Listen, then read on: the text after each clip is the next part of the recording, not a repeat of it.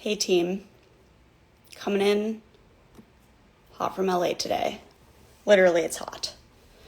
Super excited for today's guest, and please excuse my crazy voice because I literally flew from New York to LA this morning. So just bear with me because my brain might be like a tiny bit broken today. But super excited about our guest today. Really excited to dig into a bunch of things, a bunch of different topics, which is kind of some new territory for us actually, that we haven't really dug into a bit before. So as soon as Kelly gets in here, we will get her up on stage. And thanks everybody for joining. Just give us a few minutes here to get set up. Let's see. All right. Let's see if that works. All right. Hey. Hi, how are you? Good. How's it going? So happy I'm doing really well. Meet via Instagram Live, and thank you so much for joining us this week. Of course. I don't think these are plugged in. Can you hear me? Yeah. Okay, awesome. How are you? I'm doing well. I was just saying, I did fly from New York to LA this morning, so if my brain is like a tiny bit broken, just bear with me. No worries. Mine too. For whatever reason, there was construction outside my window last night that started at 11 p.m. and ended at 1 a.m. of just like drilling. And I'm like, why are we doing this right now? So I feel you. That'll get you for sure. Well, thank you again for joining us. I'm just going to do a quick little introduction, and then we're going to get right into it. Really excited to chat today. So thanks for everybody who is joining us, and folks I see are still trickling in. If you haven't been here before, this is The Leap. I'm Rachel Rennick. I'm the co-founder and CEO of Wethos, which is a platform that helps freelancers form what we're calling virtual studios. So we make it easy to price complex projects and split payments.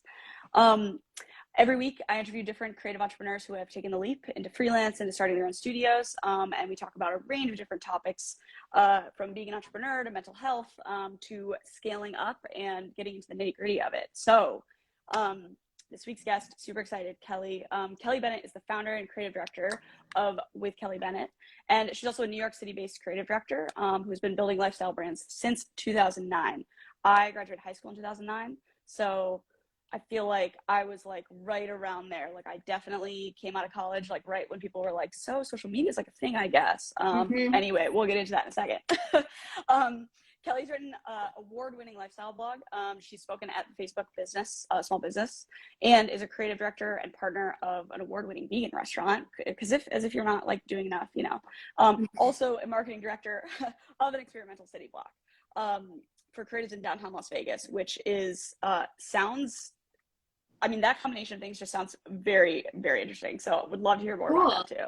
Totally. In last but certainly not least, of course, in 2021, Kelly decided to share their decade of experience and took the leap, made an incubator for creatives who are building emerging lifestyle brands, which is so needed, I feel like, in this market, and hosts a weekly podcast called Creative Direction with Kelly Bennett, answering questions from creatives all building lifestyle brands. Kelly, again, want to thank you for being here. Would love to just hear from you a little bit more about like your journey to start on your own, and how that, business has evolved over time. Totally. Well, thank you so much. Yeah, that's kind of like the rundown of all the different projects I've worked on. So right from the beginning, you could tell I definitely did not take a linear path to becoming an entrepreneur. Even before 2009, I studied marketing and business, international business. I literally traveled around the world trying to figure out how the hell to put all of my ideas and passions and skill set into a career. I knew I always wanted to build brands. I knew that I wanted to feel creative. I knew I wanted to work for myself. I knew I wanted to make some sort of impact in my own way, but I had no freaking idea how to put that all together. So through college, that was like my chance to get in and start testing and experimenting, and that was a whole thing because I got rejected from every college I applied to except for one community college that like let everybody in, but I was like, fuck it, like I'm going in, I'm gonna be an entrepreneur. And I just studied, tried everything. And then I lived abroad a few times. And really what I was honing in on was creative direction. That was like this really cool balance of business and creativity. And then in 2009, that's when I graduated college, and I was working for an ad agency. And the conversation was, okay, brands are going to start coming online. At that time, it was Twitter.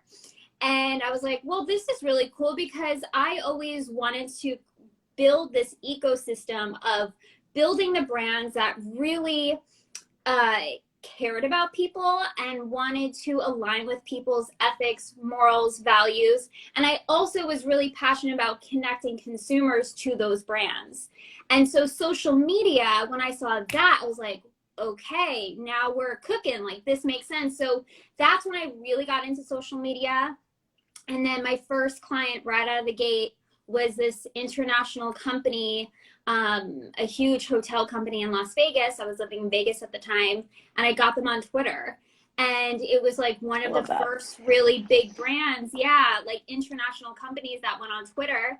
And I literally met the marketing director at like a mixer, and she was like, do you think social media is going to be a thing? And I'm like, it's for sure going to be a thing. And she's like, all right, I'm going to hire you to do it. And then I went home and like Googled like how to start a brand on Twitter, and I figured it out, and it was really cool. And that was the moment that I was like, I got it. Like, this is what I want to do, but I want to apply it to lifestyle brands. So that was 2009. 2022, I'm still doing it and just refining my process, and that's where I am now. Yeah, I thank you so much for sharing that. And I really appreciate the way that you are open about like all the rejection that you faced.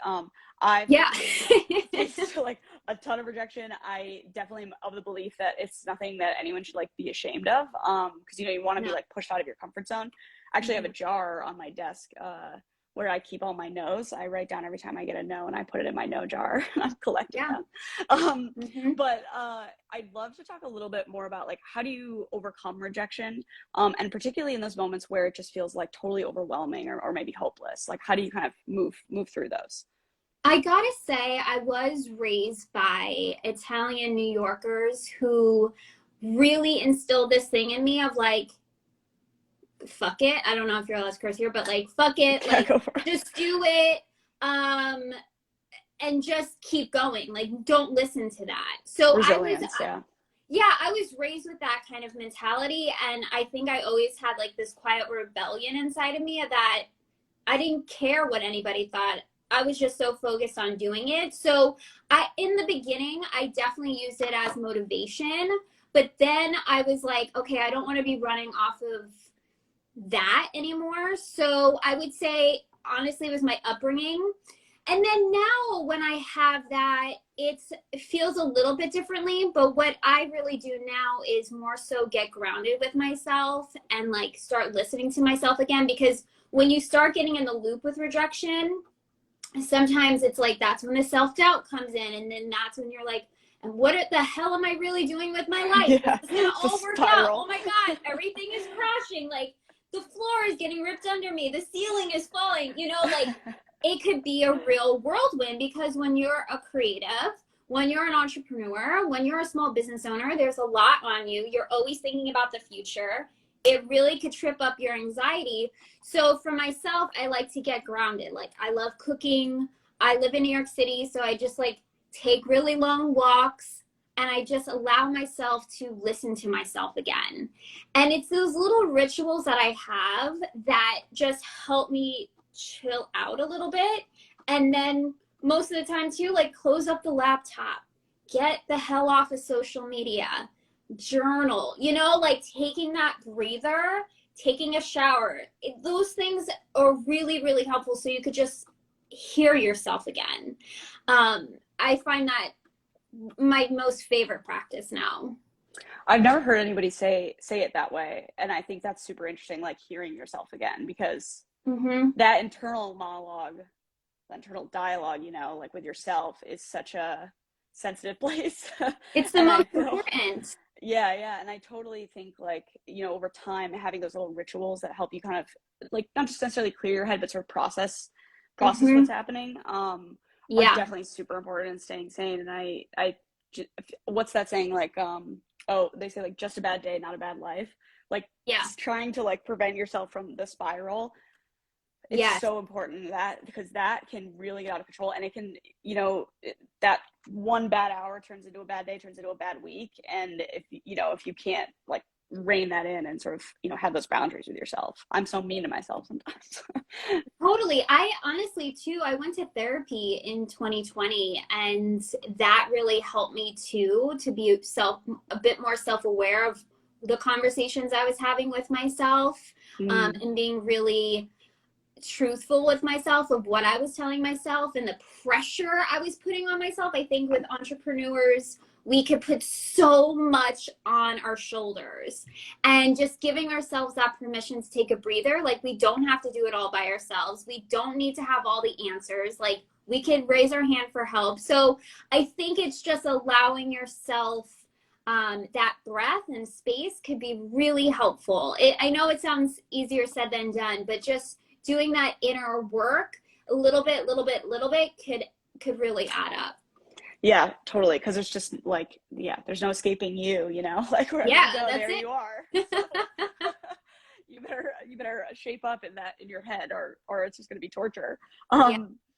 So in terms of just staying a little bit more on this topic, and like, being discouraged, I know that you mentioned a guidance counselor in high school sort of discouraged you from like even applying to college, which is fucked up, I think. I've had like similar experiences just with, teachers telling me I need to like apply myself, which was like, ADHD diagnosis 10 years later.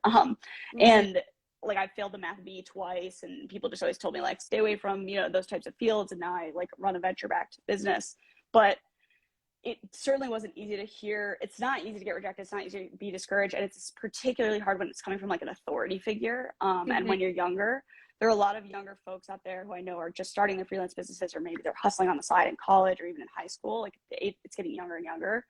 How do you find encouragement when you're faced with like, authority figures like that, telling you like it's never going to happen? I think you have to be really mindful of who you listen to. Just because, quote unquote, they're an authority figure, what the hell does that mean? Like, hell yeah, question every system. Yeah. And again, that's how I was raised too. So I just had that embedded in me. But like, listen, take note, like, of who you're listening to. I am very, very intentional, even when I was younger to now, of who I surround myself with and who I allow myself to listen to. There's times where it's really important to take pause when someone's like, hey, like, this isn't a good idea. I've messed up in that regard too, and didn't listen and fucked up too. But I think in this context, as far as someone telling you it's not possible, I would also look at what their experiences were. Are they where you want to be? Probably not. And so, it's really important to be really mindful of who you're listening to. And that's why I'm so freaking passionate about re-releasing my new podcast and having my incubator, and like having a text community where people literally send in and text me questions that I can help answer. Like, I'm so passionate about that because I want to make sure that people have that support, because I know for the longest time I didn't. And I just kind of had to figure it out. And then eventually I did find people that I trusted and who were super supportive. And now I really surround myself with such supportive people. But it was definitely a journey of getting there. So I would say be really mindful of who you listen to. Yeah, oh my God, that is such an important thing that not enough people talk about. Like, I would say, like, I like to collect opinions. Like, I'll collect opinions, but ultimately, you know more about your business and yourself than other people likely do. And especially people who have maybe spent like, in my context, dealing with like investor rejection, they spent like 30 seconds looking at a deck. Yeah. And it's, to hear like XYZ is not possible, or, I don't believe in X, Y, and Z. Like, you do have to be so mindful about where that feedback is coming from, because ultimately at the end of the day, like, I'm building for my customers. So when other audiences don't necessarily understand, the first number one priority is like, well, do my customers get it? And do my customers want it? And if they want it, then fuck the haters. In terms of like, I think for me, this comes in the form of ADHD, but on your website, I know you mentioned your own comprehensive disabilities, which I think is really important. And it's something that a lot of creatives ask me about is managing my ADHD. My understanding is that you have dyslexia, and Yep. I wanted to understand, or I wanted to help everybody kind of understand, what your disability is, how it does or doesn't interfere with your work, and any advice to other business owners who might be trying to manage similar disabilities. Yeah, so also similar to you, mine was diagnosed way later. And so all growing up, I was diagnosed with an undiagnosable learning disorder. So I was like, well, what the hell does that mean? From kindergarten to senior year, like that was always the label I had. And I was always in special reading. I used to pretend I needed glasses. Now I actually really do need glasses because I couldn't read. And even if I did read something, it was not clicking. I would have to read something literally like 10 times to get it. So my workaround with that is leaning into what I am good at. So I'm much better if you put me in front of a room with a microphone or in a video or anywhere that I could just talk, I'm cool. If you needed me to write an essay about this topic, I would never hand it in. Right. And so I've just learned how to really lean into my strengths and be okay that I can't do it all, but I'm really honest with it now. Before I used to hide it, but now I'm like, hey, I'm dyslexic. So if you want to interview me, can we jump on a Zoom call? Because I could just answer your questions and you could record it and transcribe it, because me writing this out is just, it's going to be 10 years from now and like it probably won't be relevant. And it's been really cool because the more I've been open with it, more people are like, okay, totally, no worries. Like we could work it like this, or we could jump on a call. And I remember in the beginning when I had my blog, I used to send out email blasts because the advice at that time, it was like 2010, 2011, email marketing was like the really cool, hot thing. Totally. And so it was like, oh my gosh, you have a blog, you need to have an email list. And I used to write long emails, and I would get emails back saying like, please stop writing these emails. Your writing is so bad. And like sending me spelling errors and grammar, like, which was fair. Like it wasn't good. And I really have problems like stringing together a sentence.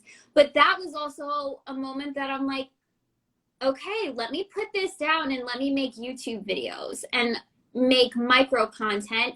And that's how I became a content creator. So I always like to tell people and encourage creatives, lean into what you're good at. And it's okay if you don't. Now with technology, there is a program that I use to transcribe my videos, so I don't have to write them out. And then I quickly edit them and done.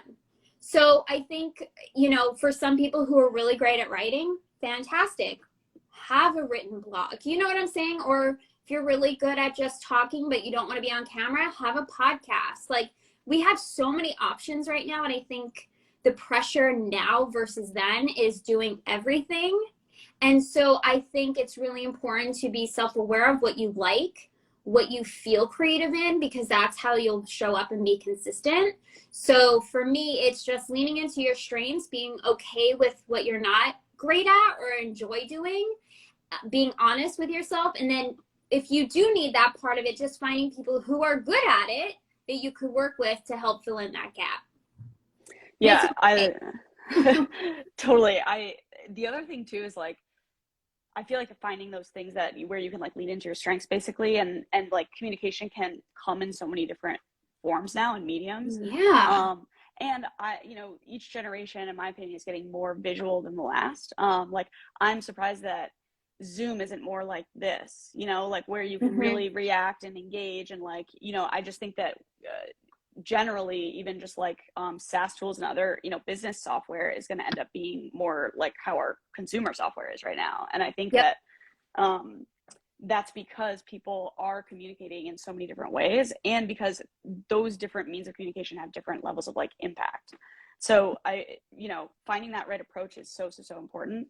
Also, just a distribution hack, I mean, if you start with video, then you can transcribe that create a blog, and then you can also create audio clips, and then you can distribute that like all over the place and SEO. And so from if you're like out there creating a bunch of content, sometimes it's actually really good to start with like video or an interview, and then, you know, go from there and distribute in all those different ways.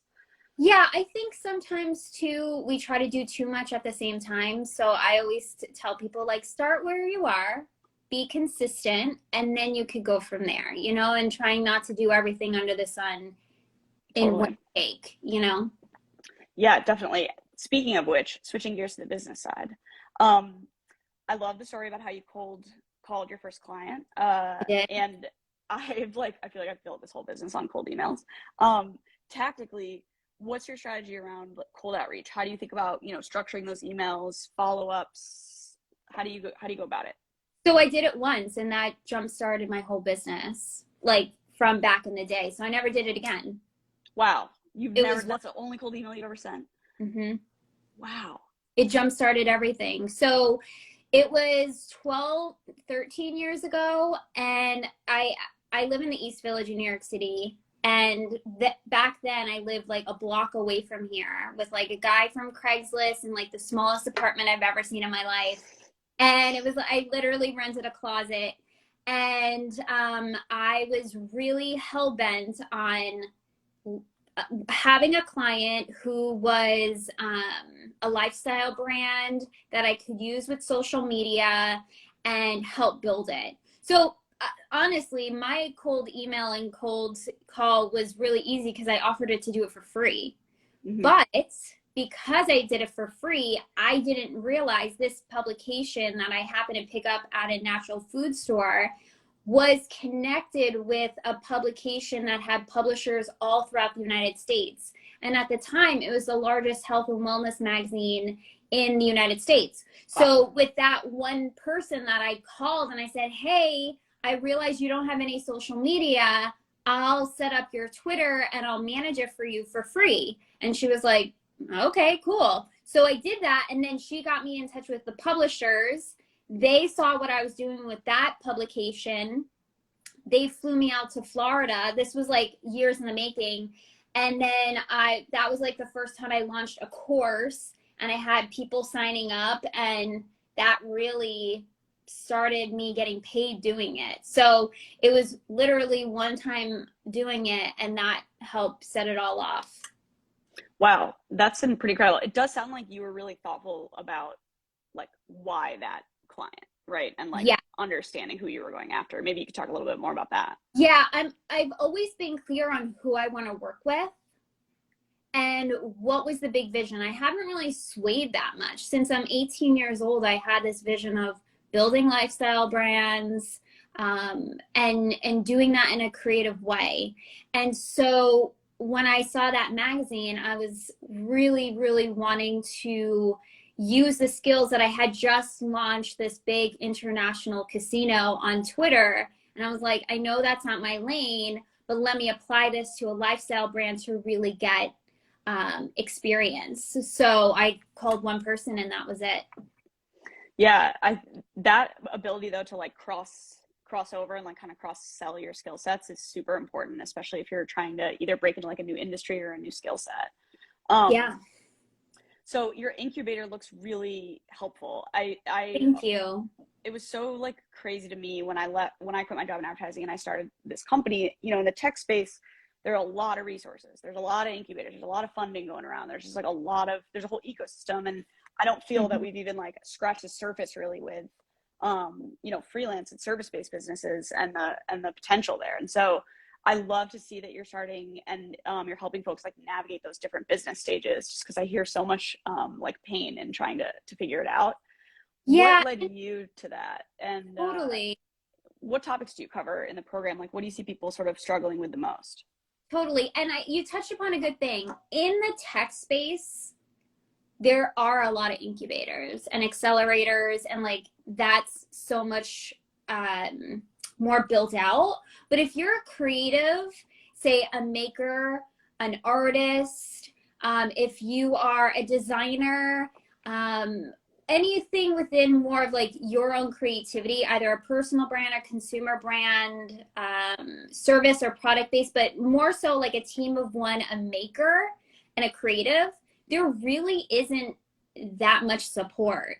And I used to curate a lot of markets, and that was part of my experience too. I used to curate a market, had over 70 small business in it, all makers and artists and stuff. And so many of them struggled with small business and their brand. And throughout the years of building lifestyle brands and particularly working with creatives, I've worked with hairstylists, chefs, bakers, interior designers, plant shops, like you name it. I've worked anything within the lifestyle space, right?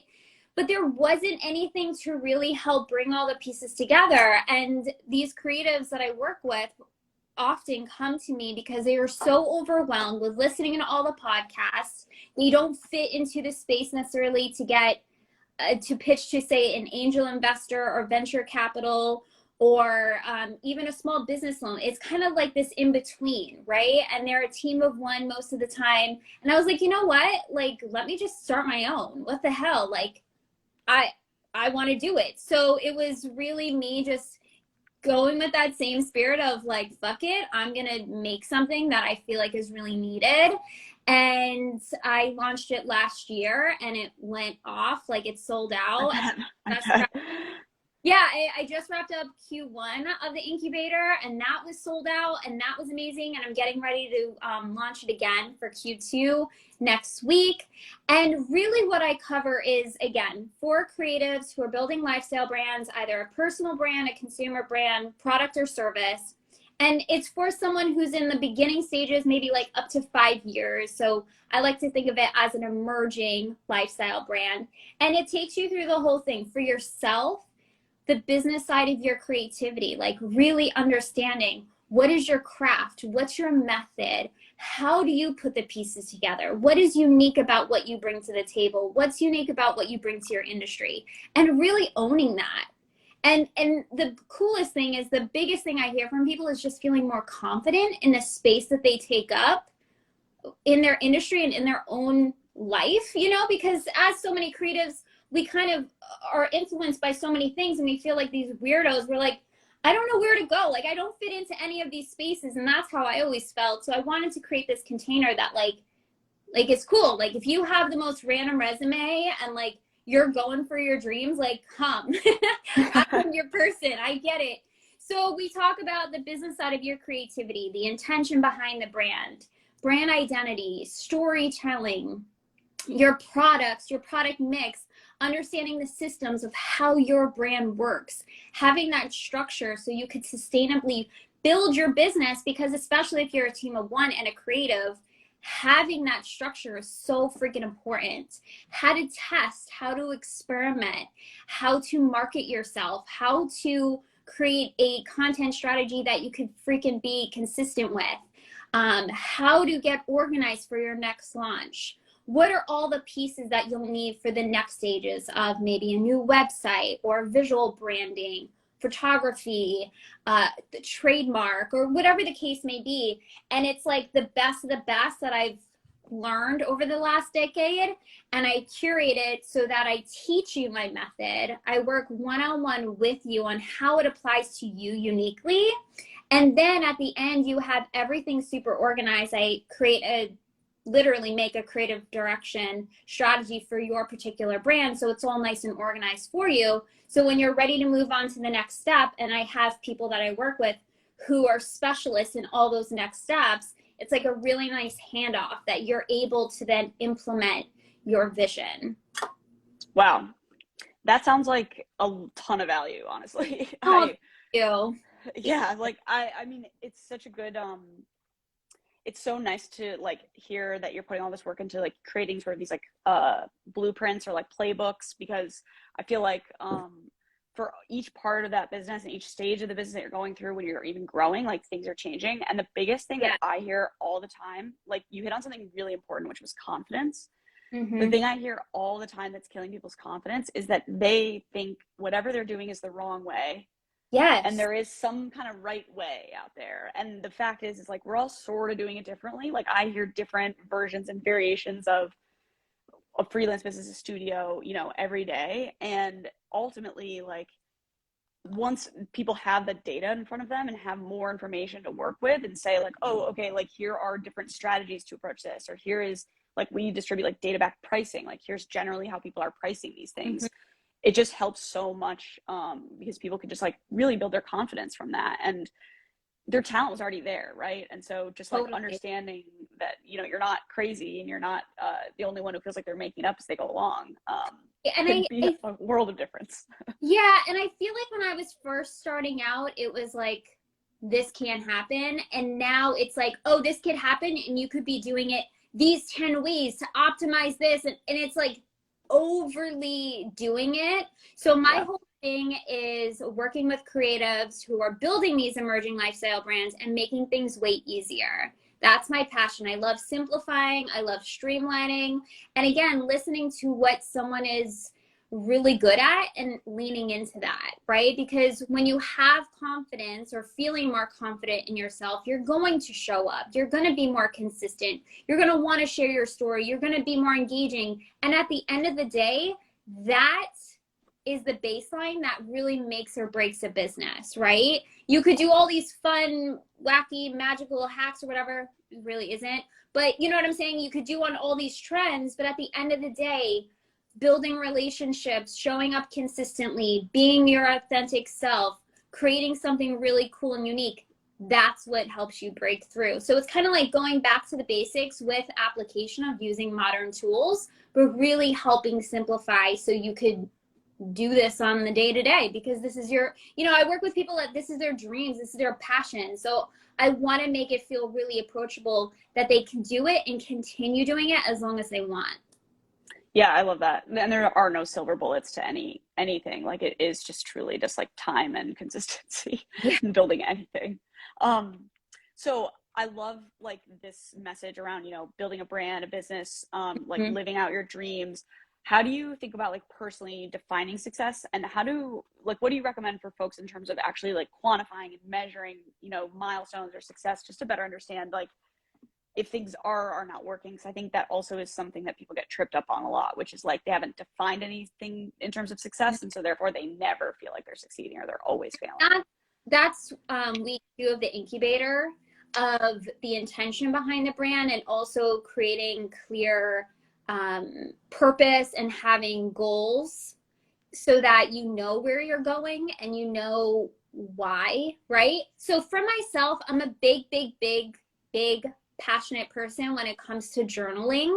And so you'll notice within the incubator, there's a lot of questions that I ask to help people do the inner work. So then we could do the outer work of what their brand is, because a brand is really a reflection of that person. Even if it's a consumer brand, if it's still from the founder in a small business, it's really from you. And so I think helping yourself define what success is again going back to listening to yourself.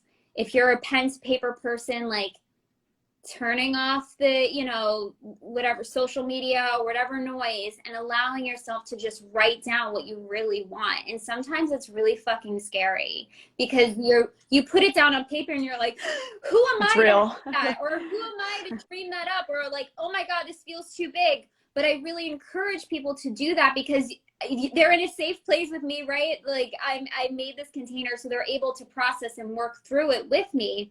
But I think having that moment where you're able to pour it out and you're able to allow yourself to sit with what you really want. And for me, it's that clarity, and whatever that looks like for you is personal of what that success looks like for you. I like to have people process it enough that they're able to articulate it, but not be so stuck on every single detail, because then you kind of lose some of the magic and fun of like seeing how it unfolds. So it's like that focus and clarity, but also giving it some room to breathe to probably be better than you even thought it could be. And then for myself, I like to set then quarterly goals. more than that to me feels a little too much. So I like to think about what do I want to do for the year and then break it up into 4 parts. And for me, that's good. For the creatives I work with, that really resonates too. And then we get to like practical stuff. Okay, if you want to feel like you are financially supporting yourself with your small business and you are reaching the clients you want to be reaching and doing the work you want to do, what does that look like in numbers as well? And what does that look like per quarter and what you need to do? Like keeping it pretty simple. What does that even look like? How many clients is that really? What is the work you have to do to make that happen? And just do a little reverse engineering to have that clarity and then go back into the creative. So I do a lot of like going in and then taking a step back to see the big picture and having that as a curated experience during certain times is really helpful in the creative process. But again, going back to listening to yourself, I think that's the number one thing of defining success. Yeah, I think that's like a super important skill that I feel like you develop as an entrepreneur is like the ability to kind of zoom in and zoom out and like flex those muscles, because like you have to be able to like get into the weeds and know the details, but you also have to be able to take the time to take a step back and think longer term. Otherwise you'll be making like long-term trade-offs with short-term decisions that you don't even necessarily realize you're doing. And that's why I purposely curate different lessons throughout the 12 weeks is so that it has that ebb and flow of like in the trenches, like all the little details, and then the weeks where I'm like, okay, take a step back. I want you to dream it up, like think big. Anything is possible right now. And so when you have someone guiding you through that, I think people allow themselves to kind of put their guard down a little bit and allow themselves to feel more open because you're not judging yourself. You're like, okay, this is part of an exercise. So I find that people are a bit more open. And I've been also testing this part for 8 years. I've been teaching workshops for creatives on their own creative process. And this is the stuff that I feel resonates the most with creatives. So I would say allowing yourself, yes, to like zoom into the details, but also step back and dream it up, because that's the real fun part of being an entrepreneur too. Yeah, totally. Well, this has been an amazing conversation. Last question. If anybody's out there thinking about taking the leap to freelance, or maybe they just took the leap by choice or not, any advice for those folks? I would say be clear on what you truly want to do. I think so many people, like myself, I was a marketing director of this innovative city block in 2020. It was really clear that it was time to go. So I went back to freelance. It was the 1 year I ever took like a job. And then it was like, okay, I got to go back to it. It wasn't necessarily by choice at the timing, but I was like, all right, this is the sign, I got to do it. But this time around, I was really clear on what I wanted to do and very, very clear on what I didn't want to do. And so I think it's good to have that clarity of those boundaries for yourself, but then also being open of how that could look to make it happen. So get clear. I even made a list of like hell yes and hell no, like to help create those boundaries. But also things that I was like, oh, that could be cool, or let me experiment and test this. And that really helped me land on what I do now with the incubator that I know is the thing that I'm meant to do. Amazing. Well, if folks want to find you or maybe apply for the next cohort, do you call them cohorts in the incubator? No, but that sounds cool. I like it. Yeah, go for it. we're going for it for now. Where can they find you? Where's the best place to follow along? Yeah, so you can follow me on Instagram at with Kelly Bennett. You could go to my website withkellybennett.com. You could also text me any questions that you have. And when you text me, you'll also get updates of my new podcast, and I'll let you know first when the incubator is opening next week. And yeah, very easy peasy. Class of 2022. Let's go. I love it. Thank you so much for having me. This was awesome. Yes, thank you again for joining us. Really appreciate the conversation and all the openness. It's super helpful for folks to hear all this and as they're navigating, through things. So I'm really excited to follow along, and definitely going to send your incubator over to a couple folks that I know in my network. But Kelly, thank you so much again. We will be back next week with another episode of The Leap. Really appreciate it. Have a great night, everybody. Thank you.